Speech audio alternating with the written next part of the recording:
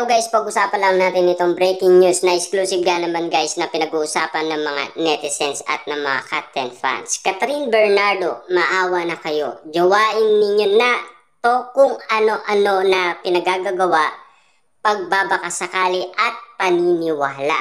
Grabe nga naman kasi guys ang ginagawa ni Catherine Bernardo ngayong bagong taon. Kita niyo naman guys no, nasa ilalim ng mesa at siya ay kumakain umano ng ubas. Kita niyo naman guys, after niya nga naman guys ng ilang minuto, siya ay tumatalon-talon dahil nga naman kasi guys, oras na ng bagong taon.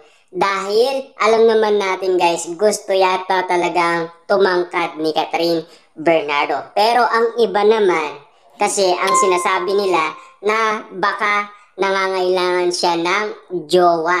Ngayon, pagsapit ng 2025.